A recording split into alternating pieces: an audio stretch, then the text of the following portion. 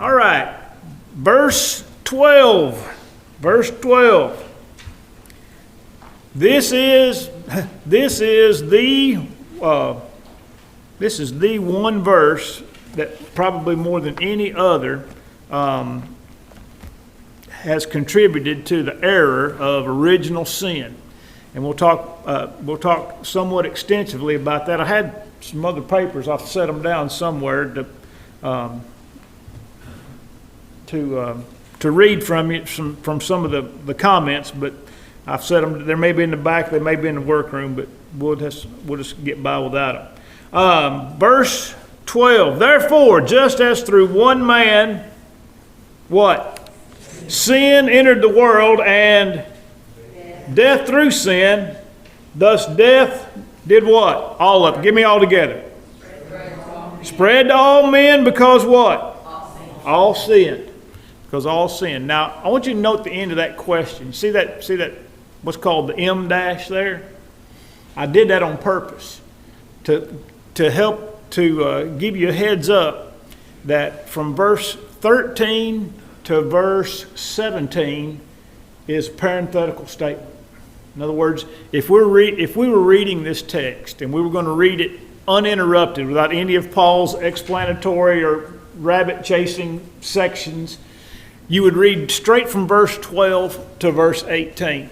And we'll do that in just a moment, just to kind of get a feel for the text. But this is the verse. This is the chapter, and this verse in particular is the one that Calvinist Reformed theologians point to try to prove that everybody has been tainted by the sin of Adam, and that everybody is a sinner from the moment of conception. From the moment you were conceived, you were a sinner. You were born a sinner, and you'll always be a sinner. Now, unless one of two things happens. Let me make this perfectly clear. Not everyone who believes in the doctrine of original sin is a Calvinist, okay? Matter of fact, most people who believe in the doctrine of original sin are not Calvinists. They're not Calvinists. And by the way, this idea of original, it's called original sin. It's called Adamic sin, A-D-A-M-I-C. In other words, referring to Adam. It's called hereditary depravity. In other words, you're a sinner because of your hereditary. In other words, your ancestors have passed it down. You're born into it, and so there's any number of identifications of the doctrine of original sin. All right. Look, every single Catholic believes in original sin. All right? That's why they sprinkle babies. They sprinkle babies because of original sin. All right? Every church that is affiliated in some way with Catholicism. Yes. But that's even removed. That's even another generation removed. But I'm going to get to them. So if you got all of it, there's a billion Catholics on the planet. All right, there's a billion Catholics. They all believe in original sin, but they're not Calvinists. Okay, all of your Orthodox churches believe in original sin. And there's 300 million of those people on the planet. Russian Orthodox, Greek Orthodox, various groups of Orthodox churches, 300 million of them, they believe in original sin. All your Anglicans, Church of England, they all believe in original sin. Your Episcopalians, which is the American version of the Anglicans, believe in original sin. All your Methodists believe in original sin. All right, so there's a fourth of the planet just in that case alone believes in original sin. All right, but they're not Calvinists. All right? They just believe that every person that's born is born tainted by the sin of Adam, and yet they also, all of those groups that I just mentioned, believe in free will. They believe that you choose to follow God or not. All right. Your Reformed theologians, your Presbyterians, anybody among the Baptists that adheres to the Westminster or the Philadelphia Confession of Faith, As a general rule, all your Southern Baptists are Calvinists, at least so far as the clergy is concerned, whereas most of your members are not Calvinists, all right, because they believe in free will, all right? But many of your Baptist theologians do not believe in free will, and no Calvinist believes in free will. Now, they'll tell you they believe in free will, but they don't. They don't. And so to believe in original sin is not, and the reason is not necessary to Calvinism. Okay, there's a vast number of people who believe in original sin that are not connected to, matter of fact, far more are not connected to Calvinism than are. All right, and then there are varying shades of original sin. In other words, there are doctrines that are connected to original sin that essentially say something happened to all mankind because of Adam, but he's still responsible for himself. All right? So there's a lot of and I don't want to get into all the isms because there's a lot of isms involved. There's Pelagianism and there's Arminianism and there's all these little sections of isms that all hold. There's not only Pelagians, there's semi-Pelagians. I mean, so there's all types of these little groups, but they all hold some doctrine about original sin. By the way, even a lot of our brethren struggle with the idea of what happened to man when Adam sinned. In other words, did something happen to man in general because of the sin of Adam? And this text is going to help us through that. Now, I'm not one of those people. I'm not one of those people because I don't see a nickel's worth of difference in Adam and me. You know, people say, well, Adam and Eve were the only people ever born with true free will. And after they sinned, because they sinned, it causes all of us to sin. But to me, that's a non sequitur. That doesn't connect. I mean, Adam and Eve chose to sin, right? You know, there was a time in their lives when they had free will and they hadn't sinned. And through their own free will, the exercise of their own volition, they sinned. All right? Well, guess what? I'm in the same boat.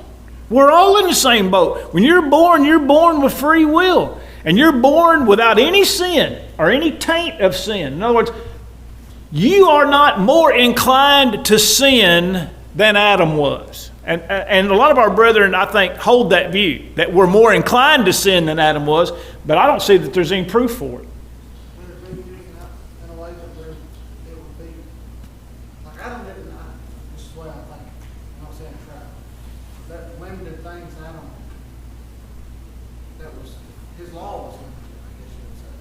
What do you mean? Like he didn't. I guess his sin opened the door for a lot of other.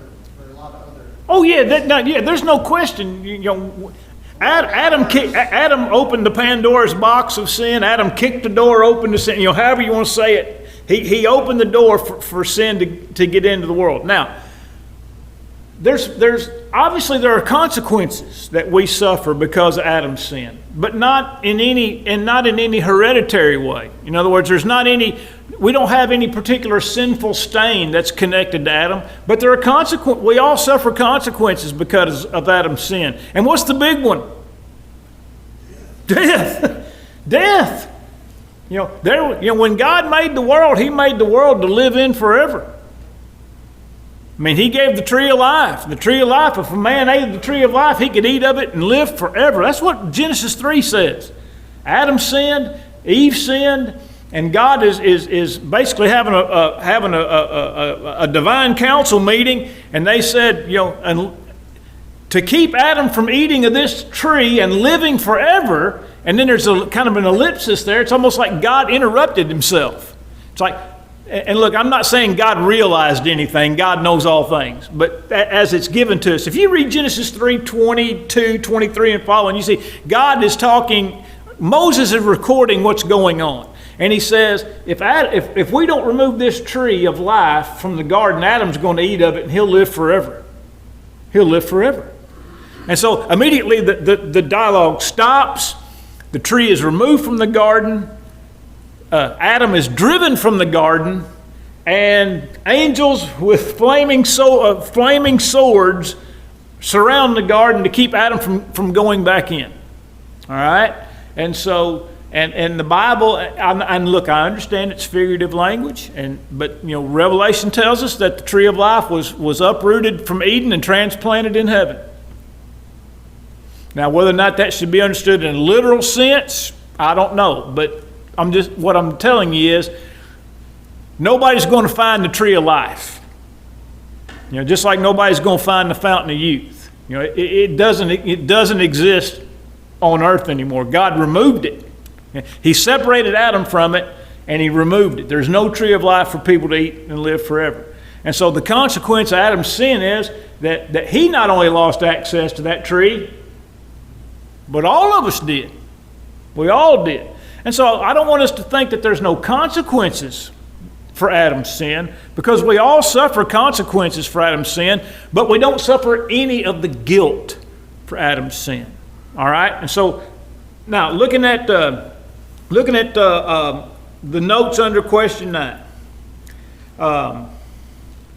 Reformed theologians, that is Calvinists and others, point to this as a proof text that all men are born sinners because of the sin of Adam, but the text says nothing of the sort. For example, look at the last 3 words in verse 12.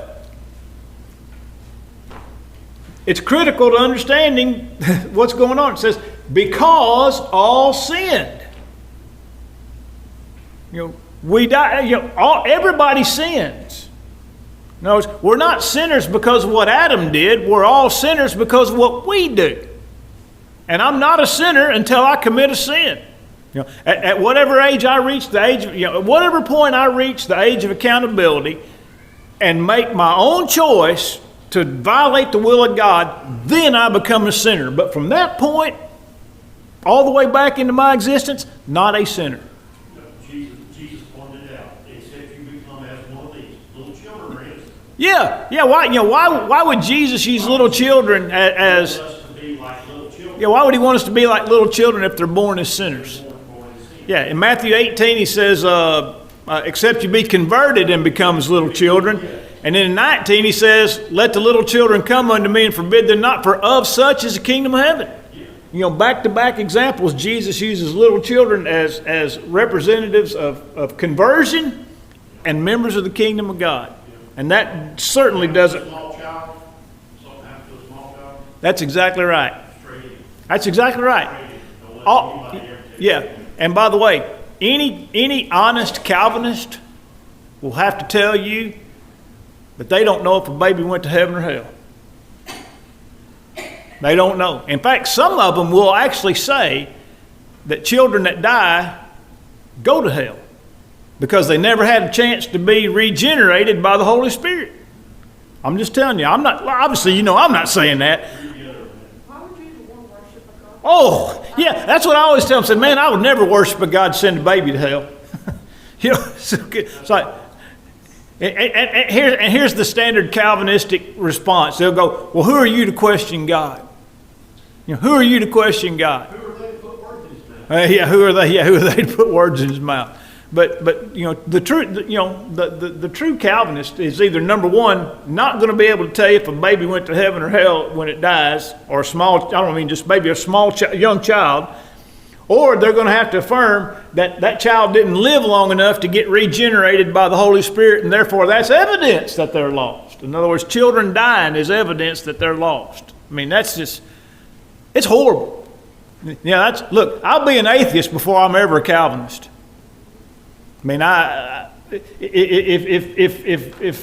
if I had to make a choice between not believing in God at all or believing in the God of Calvinism, I'm going to not believe in God at all, because I'm not going to believe, because at least the atheist thinks that the baby's just gone, right? Doesn't have a soul and just ceases to exist. And I'd much rather believe that than believe that babies go to hell. I mean, I'm just... Sure you do. Sure you do. Yeah, he will not return to me, but I will go to him. And he wasn't talking about dying. He was talking about eternity. He's talking about eternity. That's, by the way, that's 2 Samuel 12. If you want to, it's at the end of chapter 12 after the incident with Bathsheba in chapter 11.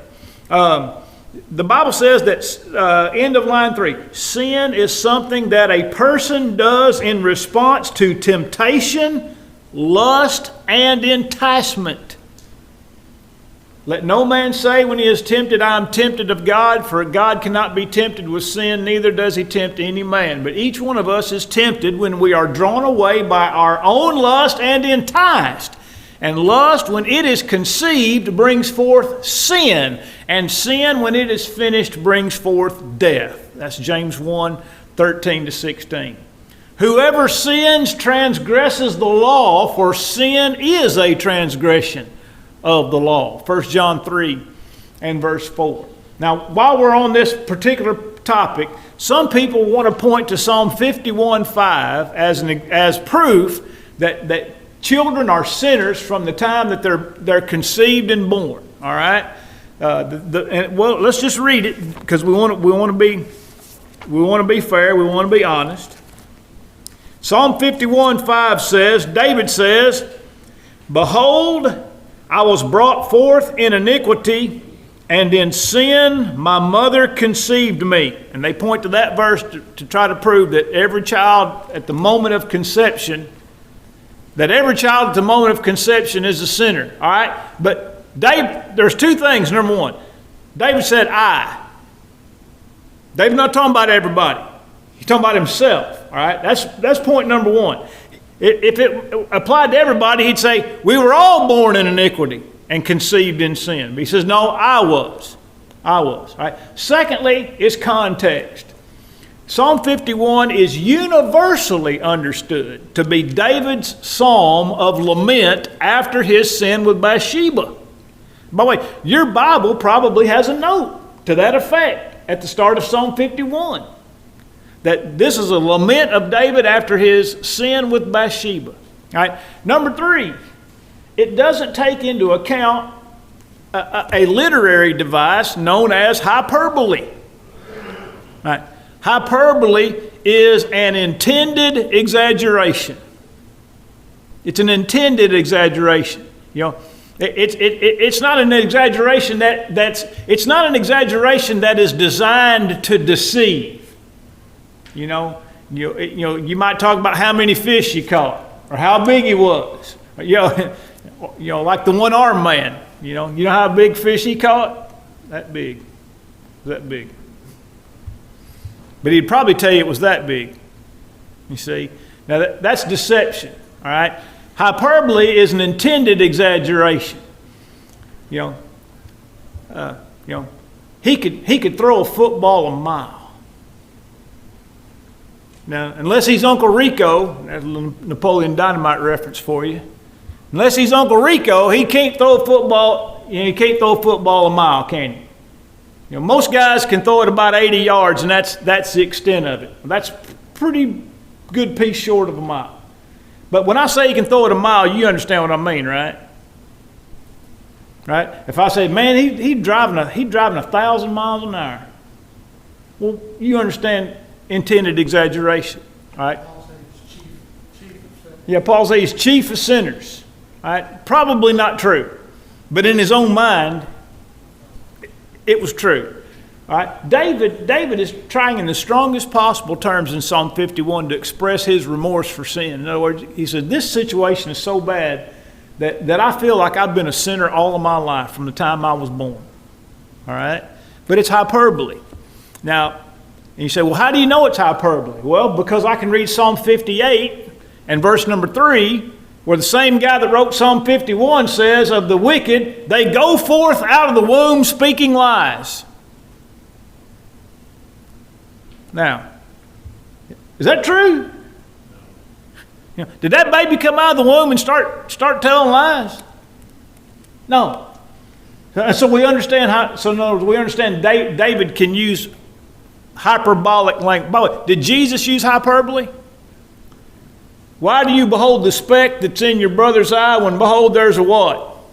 A beam in your own eye. Is that hyperbole? Yeah, that's hyperbole. That's hyperbole. All right? And so Psalm 51:5 is not a very good place to run to defend the idea of inherited sin. All right?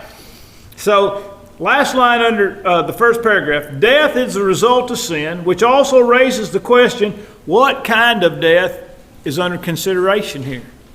And I think primarily it's talking about physical death. That Adam's, because he's talking about Adam's sin. That's how the verse is opened, right? For as by one man sin entered into the world, and death by sin. Well, he's got to be talking about physical death. Now there is a sense in which all sin brings about spiritual death, but that's not what Paul's point is here. He's talking about the result of sin that we all suffer because of Adam's sin. All right. Now, physical death is one thing, and spiritual death is another. Immediately, for example, when God said, "When the day you eat thereof, you'll surely die." All right. Adam died spiritually when he ate that, right? Then he eventually died physically. All right. Now, physical death is one of the considerations. Spiritual death is the other consideration. When one, how would I say this? When one considers the overall context of Romans chapter 5. All right. Romans 5 is a treatise on is on the all-sufficiency of the death of Christ. That's the point Paul's trying to get across in this whole chapter. That no matter how bad sin is, the death of Christ can overcome it. No matter what, and here's what Cottrell said in his commentary, and at first I didn't want to agree with him, and I still kind of don't. Now look, Cottrell does not believe this teaches original sin, all right? But to emphasize his point, what Cottrell says, he goes, it really doesn't matter what you believe about what happened to us because of Adam, all right? He goes, it really doesn't matter what you believe. He says, because the context is teaching that no matter what you think happened when Adam sinned, whatever Christ did for us was greater than that. In other words, anything that Adam's sin did to us, Christ's death undid it. All right? And like I said, Cottrell is a staunch anti-Calvinist. I mean, he was a member of the Independent Christian Church, right? Which is, most of y'all know, the Christian church was a split off of the Churches of Christ in the late 1800s, early 1900s. So theologically speaking, he's really conservative, all right? Especially compared to the rest of the religious world. He's a staunch anti-Calvinist. He wrote 3 or 4 books against Calvinism. I mean, and they're all greatness. And so it kind of took me back when he said, well, it really doesn't matter what you believe about original sin. But then he clarified it by saying, so long as you understand, the point of the text is, no matter what happened to us because of Adam's sin, the death of Christ overshadows all of it. Overshadows all of it. All right? And by the way, that thought is summarized at the end of this chapter, in verses 20 and 21. Where sin abounded, grace did what? Much more abound. Not where sin abounded, grace abounded. Where sin abounded, grace much more abounded. Showing that there's no weighing this thing in the balance. It's not like there's sin on this side of the scale and there's Christ on this side of the scale, and it's just enough. No, it's not just enough to tip the scales. Paul's saying, man, when you put the death of Christ on this scale, it shoots the sin into the stratosphere. If you're going to use the scale picture, all right. Grace much more abounded. All right. Looking at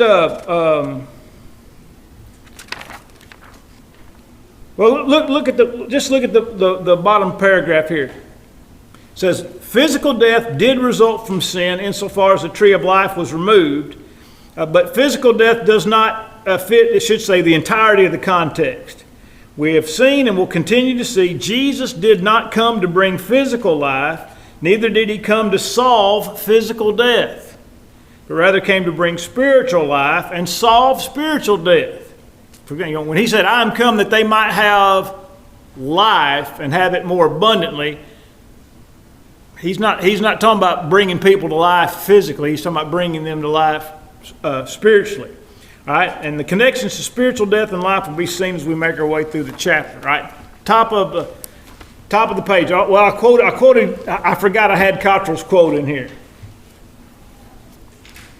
It says, "In the final analysis, it does not matter what content anyone feels compelled to pour into the concept of original sin, because Paul's main point is this: whatever the whole human race got or would have got from Adam has been completely canceled out for the whole human race by the gracious atoning work of Jesus." That's the point of the whole chapter.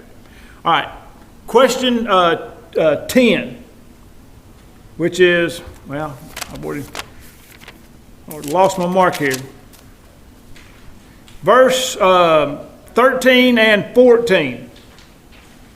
"For until the law, sin was in the world, but sin is not imputed where there is, or reckoned where there is no law. Nevertheless, death reigned from what to what?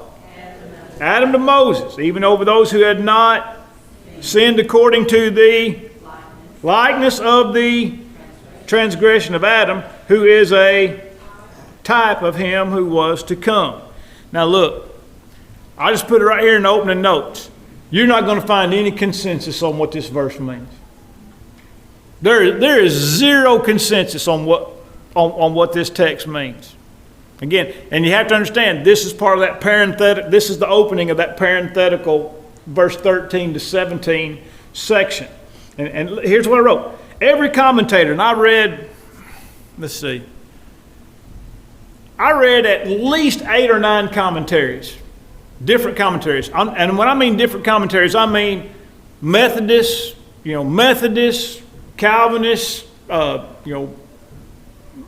members of the church, Cottrell, I read Moo, Barclay. I mean, I read a ton of commentaries, and nobody, you couldn't get a consensus on what it means. It says and by the way, not only was there not a consensus, every single commentator said, "Man, this text is hard." It wasn't like there were 8 guys that were absolutely certain of what it meant. All 8 guys were like, "Man, this passage is rough. And here's what I think it means, but I'm not at all certain I'm correct." Now here's the main thing is this. No matter what it means, no matter what meaning you assign to this text, just make sure, and by the way, this is true of every text, just make sure that whatever conclusion you come to doesn't contradict the Bible somewhere else. That's the easiest way to do it. I remember I was fishing with Brother Woodson one time. He'd come up and we were fishing in ponds back behind the house, and he made this statement because he and I were talking about, I was picking his brain all the time. And he said a preacher presented a paper to him about, I don't even remember what the subject was. He said, and I read it. And by the way, if you don't know who Brother Woodson was, he taught Greek at Freed-Hardeman for years and years, directed a lectureship. I mean, guy's absolutely brilliant, all right? And a faithful gospel preacher on top of all that. And he said, I read his paper. He says, and here's what I told him. He said, I don't think I agree with you, but your position does no violence to the text. In other words, I don't know that I agree with your conclusions, but your conclusions don't violate something that I can. In other words, I can't find a passage or text or principle somewhere else that I would use to say that your conclusions are wrong, you see.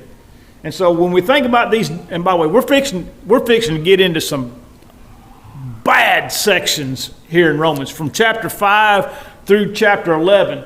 There's some of the most difficult texts in all the Bible are in these next 7 chapters, all right? So whatever conclusions we draw, we just have to make sure that whatever conclusions are drawn don't violate some other principle of the Bible, all right?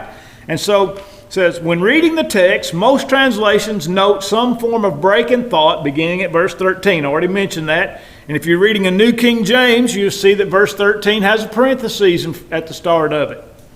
King James and New King James set 13 and 17 entirely in parentheses, and it seems helpful to skip from 13 to 18 when reading the text to help maintain the flow of the text and thoughts. So let's do this real quick. I'm going to read verse 12, and then I'm going to jump to verse 18. And you'll notice, by the way, we've done this before in this book in Romans.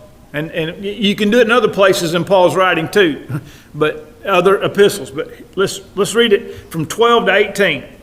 Therefore, just as through one man sin entered the world, and death through sin, thus death spread to all men because all sinned. Therefore, as through one man's offense judgment came to all men, resulting in condemnation, even so through one man's righteous act the free gift came to all men, resulting in justification of life.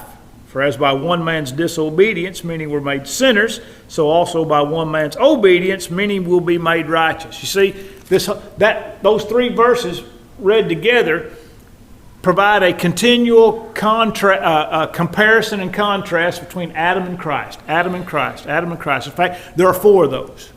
There are four of those in this text. The first one is in verse 12. But there's no Christ side to it, all right? But in the other three, by the way, these are just as statements. You see this, how verse 12 starts, therefore, just as? That's kind of a key phrase in here. Just as, and it says just as, here's something about Adam, so also, here's something about Christ. Just as this about Adam, so also this about Christ. It's a comparison and contrast. And that's how we know what Paul's getting at through this whole thing. That whatever problem sin creates, Jesus can solve it. He can solve it. All right? So there are I'll read this last paragraph, and then it's about time to ring a bell, and then I'll hand out the notebook. It says, there are several previous texts brought to bear in this passage, primarily that men have always been under both positive and moral law before God. A positive law is one wherein the need to obey is not readily visible, like don't eat of the tree of the knowledge of good and evil. It requires faith on the part of one obeying it. Baptism is a positive law. There's nothing you can see in baptism that tells you that baptism is good for you. No, there's nothing in the act itself of baptism that says baptism is good for you. It's totally an act of faith. Now, do you know baptism is good for you because God says it's good for you and you believe that what God says is right? All right. A moral law is a law that anybody can recognize, like laws against drunkenness. Laws against, moral laws against pornography or fornication or idolatry or extortion, or lying. In other words, you don't have to be, look, it doesn't take a religious scholar to know that when you lie, bad things happen. Or when you commit adultery, bad things happen. Or if you're drunk, bad things happen. You see, those are moral laws. You can witness with your own eyes the bad things that are associated with them. And so what they're saying is that man has always been under some laws that are readily evident, and man's also been under laws that he has to obey by faith. Right? See? In other words, it's like people say, well, I don't see the connection between baptism and remission of sins. You don't have to see it. God said it. You don't have to see a visibly changed person come out of the water. Right. Yeah, it's not the water. It's the appeal to God for a good conscience. That's exactly right. All right. Let's see. 1, 2, 3, 4. End of the fifth line. Whiteside posits that Paul makes a distinction between the type of sin violated by Adam and the type violated by the Gentiles, all of which brought death upon the violators. And only in the water is where you contact The blood. You can't see it. You can't see it, but it's not applied anywhere else in any other form. You can't get that blood. It's totally an act of faith. Yes. It's totally an act of faith. All right, so Whiteside's positing here that Paul is talking about the fact that the Jews violated God's positive laws, while the Gentiles violated God's moral laws. Now, that's not to say the Jews didn't violate the moral laws. And like I said, I don't know if Whiteside's right or not, but it does no violence to the text. All right, now next week we'll start in question 11.